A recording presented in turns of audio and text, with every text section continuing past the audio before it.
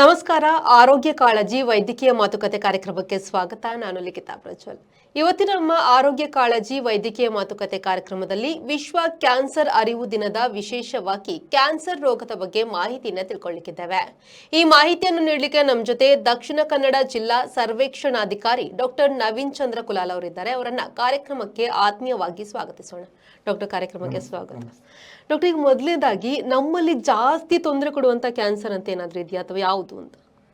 ಹೌದು, ಈಗ ಹೆಚ್ಚಾಗಿ ಕ್ಯಾನ್ಸರ್ ರೋಗ ನೋಡಿದರೆ ಈಗ ಜಗತ್ತಿನ ಅಂಕಿಅಂಶಗಳು ನೋಡಿದರೆ ಏಷ್ಯನ್ ರೇಸ್ ಅಂದರೆ ನಾವು ಸೌತ್ ಇಂಡಿಯಾ ಇರ್ಬೋದು ಅಥವಾ ಇಂಡೋನೇಷ್ಯಾ ಇರ್ಬೋದು, ಈ ಜಾಗದ ಜನರು ನಮ್ಮಲ್ಲಿ ಕ್ಯಾನ್ಸರ್ ರೋಗದ ಬಾಧೆ ಸ್ವಲ್ಪ ಜಾಸ್ತಿ.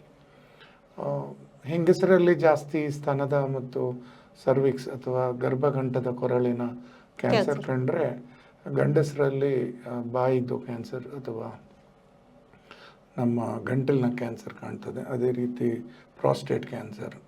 ಇದು ಒಂದಷ್ಟು ಗಂಡಸರಲ್ಲಿ ಈ ಬಾಯಿ ಕ್ಯಾನ್ಸರ್ ಮತ್ತು ಪ್ರಾಸ್ಟೇಟ್ ಕ್ಯಾನ್ಸರ್ಸ್ ಹೆಚ್ಚಾಗಿ ಕಂಡುಬರುತ್ತದೆ. ಯಾಕಂದರೆ ಪ್ರಾಸ್ಟೇಟ್ ಅನ್ನೋ ಅಂಗ ಇರೋದು ಗಂಡಸರಲ್ಲಿ ಮಾತ್ರ.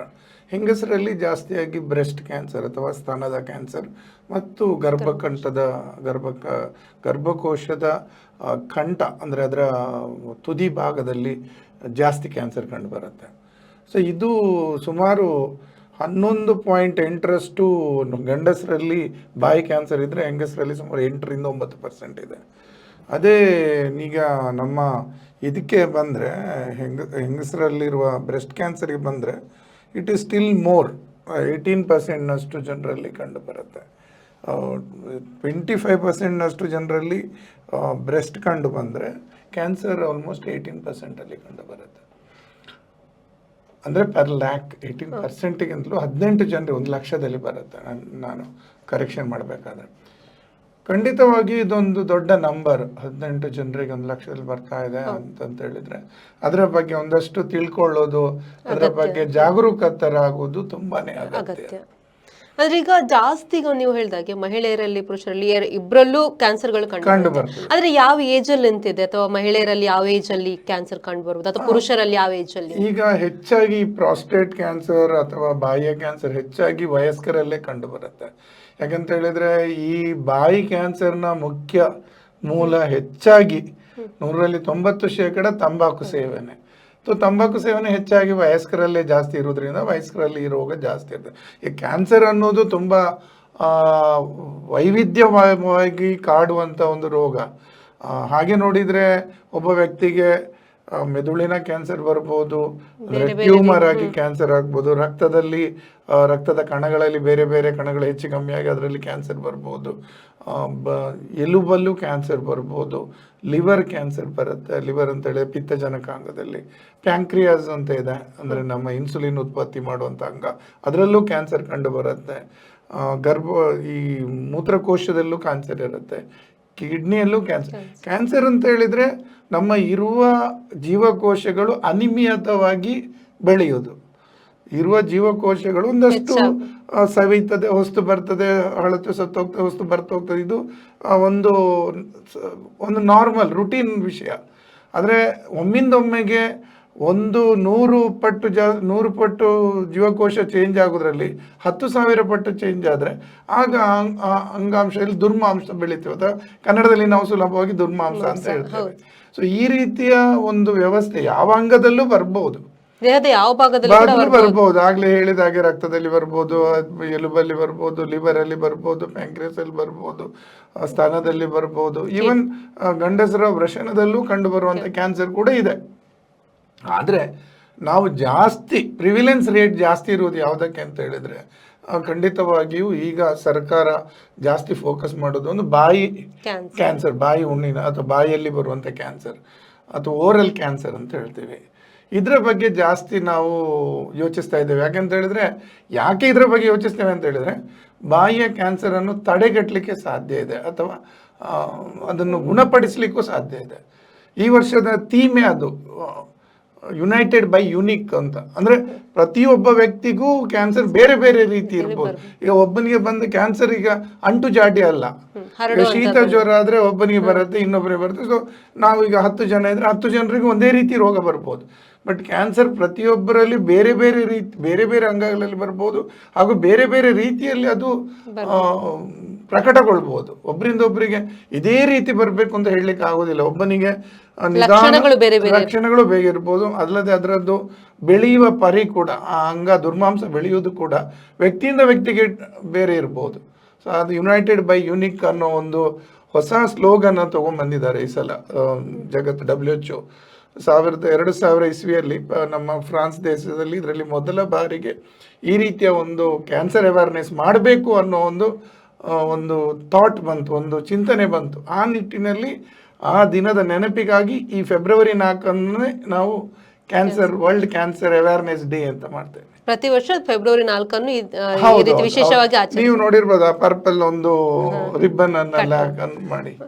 ಸರ್, ಈಗ ನೀವು ಹೇಳಿದಾಗೆ ಈ ಕ್ಯಾನ್ಸರ್ ಅನ್ನುವಂಥದ್ದು ಬೇರೆ ಬೇರೆ ರೀತಿಯಾಗಿ ಬರ್ಬೋದು ಅಥವಾ ಬೇರೆ ಬೇರೆ ಲಕ್ಷಣಗಳಿಂದ ಬರ್ಬೋದು, ಆದ್ರೆ ಇದಕ್ಕೆ ಕಾರಣ ಅಂತ ಏನಿಲ್ವಾ ಅಂತ? ಖಂಡಿತವಾಗಿಯೂ ನೋಡಿ, ಒಂದಷ್ಟು ಕ್ಯಾನ್ಸರಿಗೆ ಕಾರಣಗಳಿವೆ. ಒಂದಷ್ಟು ಕ್ಯಾನ್ಸರಿಗೆ ನಮ್ಮ ಜನ್ಮಜಾತವಾಗಿ ಬರುವಂಥ ವಂಶವಾಹಿಗಳು ಕಾರಣ ಇರ್ಬೋದು. ಒಂದಷ್ಟು ನಾವು ಟಾಕ್ಸಿಕ್, ಒಂದಷ್ಟು ಮತ್ತೆ ಒಂದೇ ರೀತಿಯ ಕೆಲವೊಂದು ಕೆಮಿಕಲ್ಸಿನಿಂದ ಕೂಡ ಬರ್ಬೋದು. ಸೊ ಕಾರಣಗಳು ಹಲವಾರು.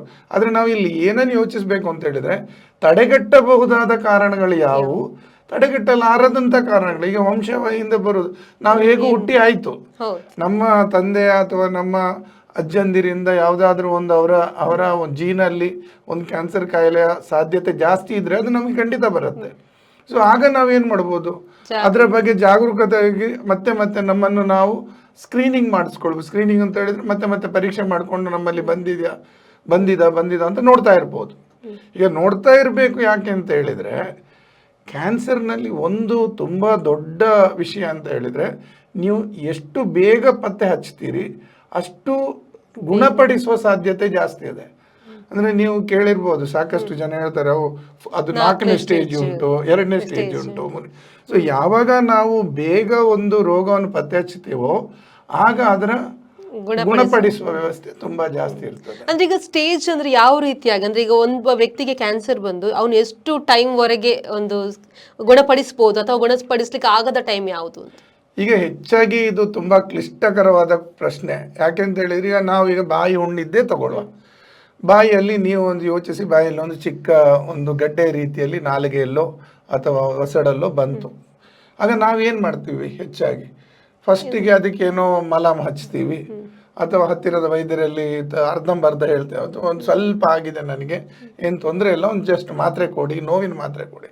ಮತ್ತೆ ಒಂದು ಸ್ವಲ್ಪ ಬೆಳೆದು ಇನ್ನೂ ಜಾಸ್ತಿ ನೋವು ಸ್ಟಾರ್ಟ್ ಆಗಿ ತಿನ್ನಕ್ಕೆ ಕಷ್ಟ ಆಗುವಾಗ, ಅಥವಾ ದವಡೆ ನಾವು ಓಪನ್ ಮಾಡಲಿಕ್ಕೆ ಅಥವಾ ಬಾಯನ್ನು ಮಾಡಲಿಕ್ಕೆ ಕಷ್ಟ ಆಗುವಾಗ ನಾವು ಹೆಚ್ಚಿನ ಅಂಶ ಇನ್ನು ದೊಡ್ಡ ವೈದ್ಯರ, ಅಂದರೆ ಸರ್ಜನ್ ವೈದ್ಯರ ಹತ್ರ ಅಥವಾ ಕ್ಯಾನ್ಸರ್ ವೈದ್ಯರ ಹತ್ರ ಹೋಗ್ತೇವೆ. ಆ ನಿಟ್ಟಿನಲ್ಲಿ ಆಗ ಏನಾಗಿರ್ತದೆ, ಅದು ಕೇವಲ ಖಾಲಿ ಹುಣ್ಣಾಗೇ ಬಾಕಿ ಉಳಿದಿದ್ರೆ, ಅಂದರೆ ಕ್ಯಾನ್ಸರ್ ಹುಣ್ಣಾಗೇ ಬಾಕಿ ಉಳಿದಿದ್ರೆ ಅದನ್ನು ಸ್ಟೇಜ್ 1 ಅಂತ ಹೇಳ್ಬೋದು. ಕೆಲವು ಸಲ ಅಲ್ಲಿಂದ ರೋಗ ಏನಾಗ್ತದೆ, ಮತ್ತೆ ಅದರ ಆ ದುರ್ಮಾಂಸದ ಅಂಗಾಂಶಗಳು ಮತ್ತೆ ಬೇರೆ ಬೇರೆ ಜಾಗಕ್ಕೆ ಪಸರಿಸ್ತದೆ. ಅಲ್ಲಿಂದ ಅದು ಕೆಳಗಿನ ದವಡೆಗೆ ಸೇರ್ಕೊಂಡಿದೆ, ಹಲ್ಲಿನಿಂದ ಅದು ನಮ್ಮ ನಾಲಿಗೆಯಿಂದ ಕೆಳಗಿನ ಮಾಂಸಗಳಿಗೂ ಸೇರ್ಕೊಂಡಿದೆ, ಮಾಂಸಖಂಡಗಳಿಗೂ ಸೇರ್ಕೊಂಡಿದೆ. ಆಗ ಅದು ಸ್ಟೇಜ್ 2ಗೆ ಹೋಗ್ತದೆ. ಮತ್ತೆ ಬೇರೆ ನಮ್ಮ ದುಗ್ಧ ಗ್ರಂಥಿಗಳು, ಮೊನ್ನೆ ಕೂಡ ನಾವು ಮಾತಾಡ್ತಾ ಇದ್ದೇವೆ, ಲಿಂಫ್ ನೋಡ್ಸ್ ಅಂತ. ಸೊ ಈ ದುಗ್ಧ ಗ್ರಂಥಿಗಳಿಗೆ ಹೋಗಿದ್ರೆ ಇನ್ನೊಂದು ಹಂತಕ್ಕೆ ಹೋಗಿರುತ್ತೆ. ಅಲ್ಲಿಂದ ಮತ್ತೆ ಬೇರೆ ಅಂಗಕ್ಕೆ ಹೋದ್ರೆ, ಅಂದ್ರೆ ಶುರುವಾದ್ದು ಬಾಯಿಯಲ್ಲಿ, ಈಗ ಅದು ಒಂದು ವೇಳೆ ಬೇರೆ ಅಂಗಕ್ಕೆ ಅಂತ ಹೇಳಿದ್ರೆ, ಈಗ ಎದೆ ಒಳಗೆ ಹೋಯ್ತು ಅಥವಾ ಬೇರೆ ಎಲ್ಲಿ ಆದ್ರೂ ಅಂಗಕ್ಕೆ ಇರ್ತದೆ, ಆಗ ಅದು ಮತ್ತೆ 3ನೇ ಸ್ಟೇಜ್, 4ನೇ. ಆಗ ಪ್ರತಿಯೊಂದು ಕ್ಯಾನ್ಸರಿಗೆ ಬೇರೆ ಬೇರೆ ರೀತಿಯ ಸ್ಟೇಜಿಂಗ್ ಇರುತ್ತೆ. ಈಗ ಸರ್ವಿಕ್ಸ್ ಅಲ್ಲೂ ಅದೇ ರೀತಿ, ಅಥವಾ ಗರ್ಭಕಂಠದ ಕೊರಳಿನ ಕ್ಯಾನ್ಸರ್ ಅಲ್ಲೂ ಇನ್ಸಿಟ್ಯೂ, ಅಂದ್ರೆ ಅಲ್ಲಿ ಮಾತ್ರ ತೊಂದರೆ ಇದೆ, ಅಲ್ಲಿಂದ ಗರ್ಭಕೋಶದ ಮೇಲೆ ಕೂಡ ಹೋಯ್ತು, ಅಥವಾ ಸುತ್ತಲದ ಅಂಗಾಂಶಗಳಿಗೂ ಹೋಯ್ತು, ಅಥವಾ ಇಡೀ ಪೆಲ್ವಿಕ್ ಮಸಲ್ಸ್, ಅದ್ರ ಮೇಲೆ ಡಿಪೆಂಡ್ ಆಗುತ್ತೆ. ಅಂತೂ ಇಂತೂ ಇದು ಇಷ್ಟೇ, ಯಾವ ಅಂಗದಲ್ಲಿ ಶುರುವಾದ ಅಂಶದಲ್ಲಿರ್ತದೋ ಆ ಸಮಯದಲ್ಲಿ ನೀವು ಕಂಡು ಹುಡುಕಿದ್ರೆ ಅದನ್ನು ಗುಣಪಡಿಸೋ ಸಾಧ್ಯತೆ ತುಂಬಾನೇ ಜಾಸ್ತಿ ಇರುತ್ತೆ. ಏನಾದ್ರೂ ತೊಂದರೆ ಆದಾಗ ಮೊದಲು ಡಾಕ್ಟರ್ ಹತ್ರ ಬಂದು ಪರೀಕ್ಷೆ ಮಾಡಿಸಿದ್ರೆ ಅದಕ್ಕೆ ಬೇಗ ಈಗ ಬಾಯಲ್ಲೇ ಒಂದು ಹುಣ್ಣು ಬಂತು, ನಾವು ಅದು ಹುಣ್ಣು ಅಥವಾ ಅದು ಹುಣ್ಣೋ ಅಥವಾ ಅದು ಬೇರೆ ಏನಾದರೂ ದುರ್ಮಾಂಸವ ಅನ್ನೋದನ್ನು ಸರಿಯಾಗಿ ಪರೀಕ್ಷೆ ಮಾಡಿಸದೆ ಅದೇ ರೀತಿ ಅದಕ್ಕೆ ನಮ್ಮಿಂದ ಆಗುವ ಮನೆಮದ್ದು ಮಾಡಿಕೊಂಡು ಕೂತ್ರೆ ಅಥವಾ ಯಾವುದೇ ರೀತಿಯ ಸರಿಯಾದ ಔಷಧಿ ತಗೊಂಡದೇ ಇದ್ದರೆ ಮತ್ತೆ ಅದು ಬೆಳೆದು ಬೇರೆ ಬೇರೆ ಅಂಗಾಂಗಗಳಿಗೆ ವ್ಯಾಪಿಸಬಹುದು ಹಾಗೂ ನಮ್ಮ ದೇಹದ ಇಡೀ ವ್ಯಾಪಿಸಿ ಮತ್ತೆ ಅದನ್ನು ಗುಣಪಡಿಸಲಾದ ಪರಿಸ್ಥಿತಿ ಹೋಗ್ಬೋದು. ಡಾಕ್ಟರ್, ನೀವು ಆಗ ಹೇಳ್ದಾಗೆ ಈಗ ಇದನ್ನು ತಡೆಗಟ್ಟಬಹುದು ಅಂತ ಹೇಳಿದ್ರೆ, ಆದ್ರೆ ಕೇವಲ ಜಾಗೃತಿ ಮಾಡೋದು ಮಾತ್ರ ತಡೆಗಟ್ಟುದು ಅಥವಾ ಬೇರೆ ಏನಾದ್ರೂ ತಡೆಗಟ್ಟಲಿಕ್ಕೆ ಇದೆಯಾ ಅಂತ? ಈಗ ಒಂದು ಅಂತ ಹೇಳಿದ್ರೆ ನೋಡಿ, ಕ್ಯಾನ್ಸರಲ್ಲಿ 3 ವಿಷಯ ನೋಡ್ಬೋದು. ಒಂದು, ತಡೆಗಟ್ಟಬಹುದಾದ ಅಂಶಗಳ ಬಗ್ಗೆ ಜಾಗರೂಕತೆ. ಈಗ ತಡೆಗಟ್ಟಬಹುದಾದ ಅಂಶಗಳು ಅಂತ ಹೇಳಿದರೆ, ಈಗ ಒಂದು, ಯಾವುದೇ ಕೆಲಸ ಮಾಡದೆ ಸ್ಥೂಲಕಾಯ ಆಗಿ ಎಕ್ಸಸೈಸೇ ಇಲ್ಲ ಅಂಥವರಿಗೆ ಕ್ಯಾನ್ಸರ್ ಬರೋ ಸಾಧ್ಯತೆ ಸ್ವಲ್ಪ ಜಾಸ್ತಿ ಇರ್ತದೆ. ವ್ಯಕ್ತಿ ತುಂಬಾ ಆಲ್ಕೋಹಾಲ್ ತಗೋತಾ ಇರ್ತಾನೆ ದಿನಾಲು, ಸೊ ಆತನಿಗೂ ಬರುವಂಥ ಸಾಧ್ಯತೆ ಉಳಿದವರಿಗಿಂತ ಜಾಸ್ತಿ ಇರ್ತದೆ. ಸಿಗರೇಟ್ ದಿನ ಸೇರ್ತಾನೆ, ಸಿಗರೇಟ್ ಅಂತ ಹೇಳಿ ತಂಬಾಕು, ಸಿಗರೇಟ್ ಅಂತ ಒಂದು ಹೆಸರು ಮಾತ್ರ, ಗುಟ್ಕಾ ತಿಂತಾ ಇರ್ಬೋದು ಅಥವಾ ತಂಬಾಕು ಜಗಿತಾ ಇರ್ಬೋದು ಅಥವಾ ತಾಂಬೂಲದಲ್ಲಿ ಈಗ ಹೊಗೆ ಸೊಪ್ಪು ಅಂತ ಹೇಳ್ತೀವಿ ನಾವು, ಹೊಗೆ ಸೊಪ್ಪನ್ನು ಬೆರೆಸಿ ತಿಂತಾ ಇರ್ಬೋದು. ಸೊ ಅವರಿಗೆ ಕೂಡ ಕ್ಯಾನ್ಸರ್ ಬರೋ ಸಾಧ್ಯತೆ ಉಳಿದವರಿಗಿಂತ ಜಾಸ್ತಿ ಇರ್ತದೆ. ಈಗ ಅಷ್ಟೊತ್ತಿಗೆ ಕೆಲವರು ಆರ್ಗ್ಯೂ ಮಾಡ್ತಾರೆ, ಅವ್ನು ತಿಂತಾನೆ ಇರಲಿಲ್ಲ ಅವನಿಗೆ ಯಾಕೆ ಬಂತು, ಅವ್ನು ಕುಡಿತಾನೆ ಇರಲಿಲ್ಲ ಅವನಿಗೆ ಯಾಕೆ ಬಂತು. ಸೊ ಅದು ಬೇರೆ. ಇಲ್ಲಿ ಕುಡಿಯೋವರಿಗೆ ಬರುವ ಸಾಧ್ಯತೆ, ಈಗ 100 ಜನರಲ್ಲಿ ಕುಡಿಯದವರು 100 ಜನ ಕುಡಿಯೋರು ಅಂತ ಇಟ್ಕೊಂಡ್ರೆ ಅಥವಾ 100 ಜನ ತಂಬಾಕು ಸೇವನೆ ಮಾಡದವರನ್ನು ನೋಡಿದರೆ ಆಗ ಈ ಸೇವನೆ ಮಾಡೋರಲ್ಲಿ ಬರುವ ಸಾಧ್ಯತೆ ತುಂಬಾ ಜಾಸ್ತಿ ಇರ್ತದೆ. ಇದಂತೂ ಖಂಡಿತ, ಯಾಕಂದ್ರೆ ಇದಕ್ಕೆಲ್ಲ ಅಂಕಿಅಂಶಗಳಿವೆ, ಅದರಲ್ಲಿ ಯಾವುದೇ ರೀತಿಯ ಪ್ರಮಾಣ ಜಾಸ್ತಿ ಇದೆ, ಖಂಡಿತ ಸಂಶಯ ಇಲ್ಲ.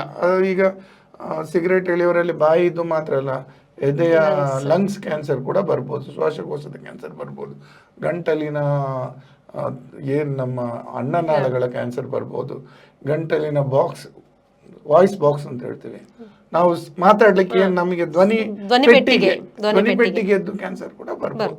ಸೊ ಈ ಎಲ್ಲಾ ಕ್ಯಾನ್ಸರ್ಗಳು ಬರುವ ಸಾಧ್ಯತೆ ತಂಬಾಕು ಸೇವನೆ ಮಾಡೋರಲ್ಲಿ ಖಂಡಿತ ಜಾಸ್ತಿ ಇರ್ತದೆ. ಆದ್ರೆ ಪುರುಷರದ್ದು ಇದೆಲ್ಲ ನೀವು ಹೇಳಿದಾಗೆ ತಂಬಾಕು ಸೇವನೆಯಿಂದ ಇರ್ಬೋದು ಅಥವಾ ಸಿಗರೇಟ್ ಇಂದ ಅಥವಾ ಆಲ್ಕೋಹಾಲ್ ಇಂದ, ಆದ್ರೆ ಮಹಿಳೆಯರಲ್ಲಿ ಬರುವಂತ ಈ ಸ್ತನ ಕ್ಯಾನ್ಸರ್ ಇರ್ಬೋದು, ಗರ್ಭಕಂಠದ ಕ್ಯಾನ್ಸರ್ಗಳಿಗೆ ಏನ್ ಕಾರಣ?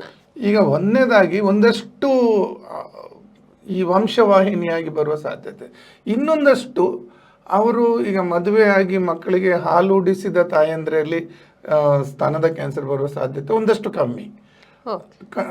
ಸ್ತನ ಓಡಿಸಿದ ಹಾಲು ನೀಡದಿರುವಂಥ ತಾಯಂದ್ರಲ್ಲಿ ಬರುವ ಸಾಧ್ಯತೆ ಒಂದು ಸ್ವಲ್ಪ ಜಾಸ್ತಿ ಇರ್ತದೆ.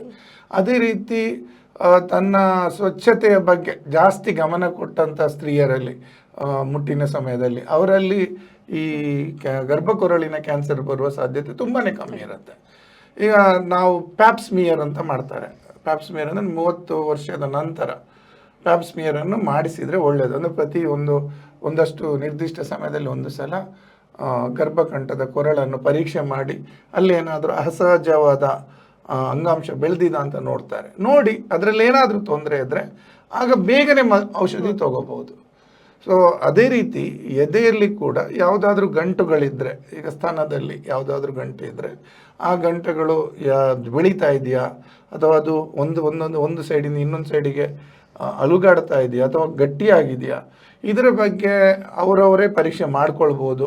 ಇಲ್ಲ ಇವತ್ತು ಸರ್ಕಾರದ ವತಿಯಿಂದ CHO ಅಂತ ಇದ್ದಾರೆ, ಸಮುದಾಯ ಆರೋಗ್ಯ ಅಧಿಕಾರಿಗಳು ಅಂತ. ಅಂದರೆ ಅವರು ಹೆಚ್ಚಾಗಿ ಈ ಶುಶ್ರೂಷಕಿಯರಿಗೆ ವಿಶೇಷ ತರಬೇತಿ ನೀಡಿ ಇಂಥ ವಿಷಯಗಳನ್ನು ಪತ್ತೆ ಹಚ್ಚಲಿಕ್ಕೆ ಬೇಕಾದಂಥ ಒಂದು ತರಬೇತಿ ಆಗಿರ್ತದೆ. ಸೊ ಅವರಲ್ಲಿ ತಿಳಿಸಿದರೆ ಅವರು ಕೂಡ ಪರೀಕ್ಷೆ ಮಾಡಿ ಹೇಳ್ತಾರೆ, ಆಯಿತು ನೀವು ವೈದ್ಯರನ್ನು ಕಾಣಬೇಕು, ಇಲ್ಲ ನೀವು ಕಾಣೋ ಅವಶ್ಯಕತೆ ಇಲ್ಲ. ಸೊ ಆ ಸೌಲಭ್ಯವನ್ನು ಜನರು ಉಪಯೋಗಿಸಬೇಕಾಗತ್ತೆ. ಗ್ರಾಮೀಣ ಪ್ರದೇಶದಲ್ಲಿರುವ ಹೆಂಗಸರಲ್ಲಿ ಅವ್ರಿಗೆ ಗೊತ್ತಿರುವುದಿಲ್ಲ, ಅವ್ರು ಏನು ಯೋಚಿಸ್ತಾರೆ, ಅದು ಮೊದಲಿಂದ ಇತ್ತು ಗಟ್ಟೆ, ತೊಂದರೆ ಇಲ್ಲ, ಅದು ಇರಲಿ, ಅದರ ಬಗ್ಗೆ ನೋವಿಲ್ಲ. ಇನ್ನೊಂದು ತೋರಿಸ್ಲಿಕ್ಕೆ ಮುಜುಗರ ಆಗ್ತದೆ, ನಾಚಿಕೆ ಆಗ್ತದೆ, ಮನೆಯಲ್ಲಿ ಹೇಳಿಕೊಳ್ಳದಂಥ ಪರಿಸ್ಥಿತಿ ಇರುತ್ತೆ ಸಾಕಷ್ಟು ಸ್ತ್ರೀಯರಲ್ಲಿ. ಸೊ ಅಂಥ ಸಂದರ್ಭದಲ್ಲಿ ಈ ಗಡ್ಡೆಗಳು ಮತ್ತೆ ಬೆಳೆದು ಅವುಗಳು ದುರ್ಮಾಂಸಕ್ಕೆ ತಿರುಗಿ ಅದರಿಂದ ಕ್ಯಾನ್ಸರ್ ರೋಗ ಬಂದರೆ ಖಂಡಿತವಾಗಿ ಅದು ಬೇಸರ ತಾನೆ. ಚಿಕಿತ್ಸಿಸಲಾಗುವಂತ ವ್ಯವಸ್ಥೆ ಅದು. ಹೌದು. ಸೊ ಅಂತ ಒಂದು ಸೌಲಭ್ಯವನ್ನು ಜನರು ಪಡಿಬೇಕು ಅಂತ ಹೇಳ್ತಾ ಇರ್ತಾರೆ. ಅಂದ್ರೆ ಈಗ ಟೋಟಲ್ ಆಗಿ ಅಂದ್ರೆ ಜಾಗೃತೆ ಮತ್ತೆ ಒಂದು ಅರಿವು ಇದ್ರೆ ಗುಣಪಡಿಸ್ಲಿಕ್ಕೆ ಅಥವಾ ಒಂದು ತಡೆಗಟ್ಟಲಿಕ್ಕೆ ಸಾಧ್ಯ ಅನ್ನುವಂಥದ್ದು. ಖಂಡಿತ ಹೌದು. ಜಾಗರೂಕತೆ ಒಂದು ಅಂದ್ರೆ ಈಗ ಆಗ ಹೇಳಿದಾಗೆ ಶುಚಿತ್ವ, ಆಮೇಲೆ ಒಂದಷ್ಟು ನಮ್ಮ ಪ್ರವೃತ್ತಿಗಳು ಇದನ್ನು ಸರಿಪಡಿಸಿಕೊಂಡ್ರೆ, ಈಗ ಪ್ರವೃತ್ತಿ ಅಂತ ಹೇಳಿದ್ರೆ ತಂಬಾಕು ಸೇವನೆ ಅದೊಂದು ಪ್ರವೃತ್ತಿ ಮತ್ತು ಚಟ. ಒಂದು ವೇಳೆ ನಾವು ಚಿಕ್ಕಂದಿನಿಂದಲೇ ತಂಬಾಕು ಸೇವನೆ ಬಿಟ್ರೆ ನಮಗೆ ಬರುವಂತ ಸಾಧ್ಯತೆ ತುಂಬಾನೇ ಕಮ್ಮಿ ಆಗ್ತದೆ, ತುಂಬಾನೇ ಕಮ್ಮಿ ಆಗತ್ತೆ. ಈಗ ಒಬ್ಬ ವ್ಯಕ್ತಿ ದಿನಾ ತಂಬಾಕು ತಿನ್ನುವವನಿಗೆ ಅವನು ತಂಬಾಕು ತಿನ್ನುವುದು ನಿಲ್ಲಿಸಿ ಒಂದು 20 ವರ್ಷದ ನಂತರ ಬರದೇ ಇದ್ರೆ ಮತ್ತೆ ಬರುವಂತ ಸಾಧ್ಯತೆ ಕಮ್ಮಿ ಇರ್ತದೆ. ಆದ್ರೆ ನಾನು ತಿಂತಾ ಇರ್ತೇನೆ ಅಂತ ಹೇಳೋನಿಗೆ ಬರುವ ಸಾಧ್ಯತೆ ಖಂಡಿತ ಜಾಸ್ತಿ. ಸೊ ಒಂದು ವೇಳೆ ಈಗಾಗಲೇ ಯಾವುದಾದ್ರೂ ಅಂತಹ ಚಟ ಇದ್ರೆ, ಈಗ ತಂಬಾಕು ಸೇವನೆ ಮಾಡ್ತಾ ಇದ್ರೆ, ಅವರು ಖಂಡಿತ ಅದನ್ನು ನಿಲ್ಲಿಸಿದ್ರೆ ಮುಂದಕ್ಕೆ ಬರುವ ಸಾಧ್ಯತೆ ಖಂಡಿತ ಕಮ್ಮಿ ಆಗುತ್ತೆ. ಡಾಕ್ಟರ್, ಈಗ ಇದೆಲ್ಲ ಈ ಕ್ಯಾನ್ಸರ್ಗಳಿಗೆ ಗೌರ್ಮೆಂಟ್ ಏನಾದರೂ ಸೌಲಭ್ಯಗಳಿದೆಯಾ ಅದರ ಟ್ರೀಟ್ಮೆಂಟಿಗೆ ಅನ್ನೋದು? ಖಂಡಿತ ಇದೆ ನೋಡಿ. ಈಗ BPL ಪಟ್ಟಿಯಲ್ಲಿರುವವರಿಗೆ ನಾವು ಆಯುಷ್ಮಾನ್ ಕಾರ್ಡ್ ಅಂತ ಇರುತ್ತೆ. ಆ ಕಾರ್ಡ್ ಮೂಲಕ 100ಕ್ಕೆ 100% ಅದು ಫ್ರೀ ಆಗಿರುತ್ತೆ. ಟ್ರೀಟ್ಮೆಂಟ್ ಫುಲ್ ಖಂಡಿತವಾಗಿಯೂ ಫ್ರೀ ಆಗಿರುತ್ತೆ. ಅವರು ಕೇವಲ ನಮ್ಮ ಸರ್ಕಾರಿ ಆಸ್ಪತ್ರೆ ಬಂದು ಪರೀಕ್ಷೆ ಮಾಡಿಸಿ, ಒಂದು ವೇಳೆ ಅಲ್ಲಿ ಸೌಲಭ್ಯ ಇಲ್ಲದಿದ್ರೂ ಅವರಿಗೆ ಬೇರೆ ಆಸ್ಪತ್ರೆಗೆ ಕಳಿಸಿಕೊಡಲಾಗ್ತದೆ. ಇದನ್ನು ಜನರು ಉಪಯೋಗಿಸ್ಬೇಕಷ್ಟೇ. ಹೆಚ್ಚಾಗಿ ಏನ್ ಮಾಡ್ತಾರೆ ಅಂತ ಹೇಳಿದ್ರೆ, ಒಂದಷ್ಟು ಇದು ಕೂಡ ಅಗತ್ಯ. ಯಾಕಂತ ಹೇಳಿದ್ರೆ ಸಾಕಷ್ಟು ಜನರು, ಈಗ ಒಬ್ಳು ತಾಯಿ ಒಂದಷ್ಟು ಅವಳಿಗೆ ಸಂಶಯ ಇದ್ರೂನು ಹಣಕಾಸಿನ ತೊಂದರೆಯಿಂದಾಗಿ ನನ್ನಿಂದಾಗಿ ನನ್ನ ಮಕ್ಕಳಿಗೆ ತೊಂದರೆ ಆಗ್ಬಹುದು, ಮಕ್ಕಳ ವಿದ್ಯಾಭ್ಯಾಸಕ್ಕೆ ಹಣದ ಕೊರತೆ ಬರ್ಬೋದು, ಅಥವಾ ಅವರ ಹಣದಿಂದ ನಾನು ಪಡ್ಕೊಳ್ಳೋದು ಮುಜುಗರ ಆಗ್ತದೆ ಅನ್ನುವ ಒಂದು ಮನೋಭಾವದಿಂದ ಸಾಕಷ್ಟು ಜನ ಮುಂದೆ ಹಾಕೋರು ಇರ್ತಾರೆ. ಸೊ ಅವರಿಗೆ ನಾವು ಈಗ ಏನ್ ಹೇಳಲಿಕ್ಕೆ ಬಯಸ್ತೀವಿ ಅಂತ ಹೇಳಿದ್ರೆ, ಇದಕ್ಕೆ ಬೇಕಾದ ಎಲ್ಲಾ ಚಿಕಿತ್ಸೆ BPL ಆರ್ಥಿಕವಾಗಿ ಹಿಂದುಳಿದ ಕಾರ್ಡ್ ಹೊಂದಿದವರಿಗೆ 100ಕ್ಕೆ 100 ಉಚಿತ ಇರ್ತದೆ. ಅದೇ ರೀತಿ APL ಇದ್ದವರಿಗೂ ಒಂದಷ್ಟು ಖಂಡಿತ ಸೌಲಭ್ಯ ಇದೆ. 30% ಹಣವನ್ನು ಸರ್ಕಾರವೇ ನೀಡ್ತದೆ. ಓಕೆ ಡಾಕ್ಟರ್, ಇಷ್ಟೊತ್ತು ನಮ್ಮ ಜೊತೆ ಕೂತ್ಕೊಂಡು ಕ್ಯಾನ್ಸರ್ ರೋಗದ ಬಗ್ಗೆ ಅಂದರೆ ಅದರ ಬಗ್ಗೆ ಅರಿವು ತುಂಬ ಜನಕ್ಕೆ ಕಡಿಮೆ, ಅಂದರೆ ಏನೋ ಒಂದು ಭಯ ಪಡ್ಕೊಳ್ಳುವಂಥದ್ದು. ಕ್ಯಾನ್ಸರ್ ಬಂದ ಕೂಡಲೇ ನಮಗೆ ಏನು ಮಾಡ್ಲಿಕ್ಕೆ ಆಗೋದಿಲ್ಲ, ನಮ್ಮ ಜೀವ ಹೋಗುವಂಥ ಸನ್ನಿವೇಶನೇ ಜಾಸ್ತಿ ಇದೆ ಅನ್ನುವಂಥವರಿಗೆ ಕೂಡ ಇಲ್ಲ, ಅದನ್ನು ಕೂಡ ಗುಣಪಡಿಸ್ಬೋದು, ಅದಕ್ಕಿರುವಂಥ ಸೌಲಭ್ಯಗಳ ಬಗ್ಗೆ ಇರ್ಬೋದು.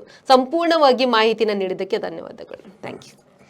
ನೋಡಿದ್ರಲ್ಲ ವೀಕ್ಷಕರೇ, ಇಷ್ಟೊತ್ತು ಆರೋಗ್ಯ ಕಾಳಜಿ ವೈದ್ಯಕೀಯ ಮಾತುಕತೆ ಕಾರ್ಯಕ್ರಮದಲ್ಲಿ ವಿಶ್ವ ಕ್ಯಾನ್ಸರ್ ಅರಿವು ದಿನದ ವಿಶೇಷವಾಗಿ ಕ್ಯಾನ್ಸರ್ ರೋಗದ ಬಗ್ಗೆ ಮಾಹಿತಿನ ತಿಳ್ಕೊಂಡ್ವಿ. ಮುಂದಿನ ಆರೋಗ್ಯ ಕಾಳಜಿ ವೈದ್ಯಕೀಯ ಮಾತುಕತೆ ಕಾರ್ಯಕ್ರಮದಲ್ಲಿ ಮತ್ತೊಬ್ಬ ವೈದ್ಯರೊಂದಿಗೆ ಭೇಟಿಯಾಗ್ತೀನಿ. ಅಲ್ಲಿವರೆಗೂ ನಿರಂತರ ಸುದ್ದಿ ಮತ್ತು ಮನರಂಜನೆಗಾಗಿ ನೋಡ್ತಾ ಇರಿ B4 ನ್ಯೂಸ್.